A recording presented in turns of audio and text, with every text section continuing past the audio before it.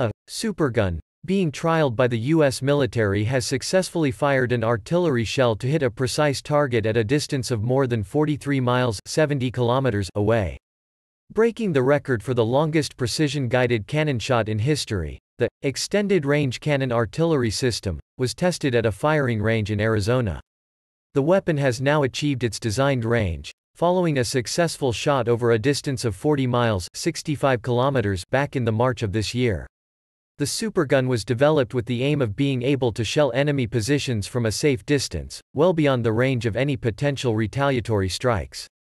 The range of the weapon is equivalent to the distance from the Statue of Liberty in New York to the city of New Brunswick, in New Jersey. The U.S. Army has said that the new piece of heavy artillery will be readied for deployment onto the battlefield by the year 2023. "I don't think our adversaries have the ability to hit a target on the nose at 43 miles, Brigadier General John Rafferty, who is in command of the Long Range Artillery Development Project, told The Times. The successful shot, made at Arizona's Yuma Proving Ground, followed two undertaken on the same day which failed. Strong winds meant that the first attempt fell short of its target, while the second failed due to an unspecified malfunction. The experimental supergun is also testing a new design of guided artillery shell, the Excalibur S, which is also being trialed by the U.S. Navy. Developed by Raytheon, a U.S.-based defense contractor, the Excalibur S is equipped with a GPS system that allows it to accurately course-correct and laser seeker technology that enables it to even hit moving targets.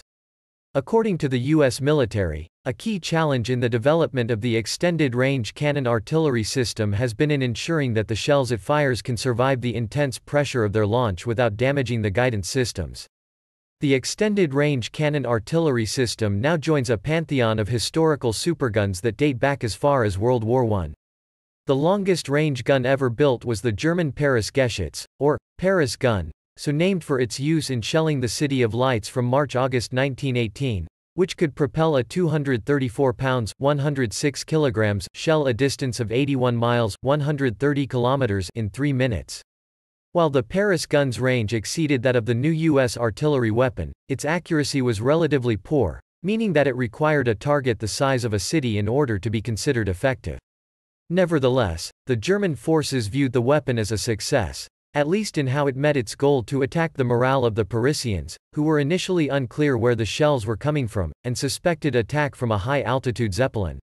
World War II saw the Allied militaries make use of the M1 240mm howitzer, which was capable of firing a 353 pounds (160 kilograms) shell around 14 miles (22.5 kilometers). Its spiritual successor, meanwhile, M110 self-propelled howitzer, was used by the U.S. Army in the Iraq War of 2003. It had a similar range. During World War II, Nazi scientists attempted to construct a cannon known as the Vergeltungswaffe 3 V3, or Retribution Weapon 4, in the wake of the success of the V1 flying bomb and the V2 rocket. The V3, which would have used multiple propellant charges to accelerate its projectile as it passed along its 416 feet long barrel, was built in the Pas-de-Calais region of France with the goal of being able to strike London, 125 miles away. However, its size and static design made it vulnerable, and the site was destroyed by Allied forces before it could be completed.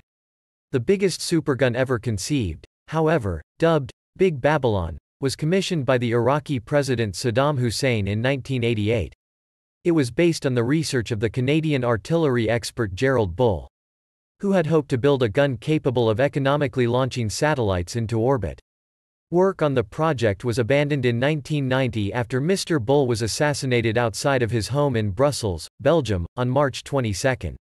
It has been speculated that his assailants were operatives from Mossad, the Israeli National Intelligence Agency. The remains of Big Babylon, and its smaller precursor, Baby Babylon, were seized and largely destroyed in the following year by the United Nations. One piece remains in the Imperial War Museum in Duxford. Had it been completed, it is said that Big Babylon would have had a 512 feet (156 meters) long barrel and have been capable of hitting targets some 600 miles (965 kilometers) away. Click the link below to read the related article and watch the video coverage.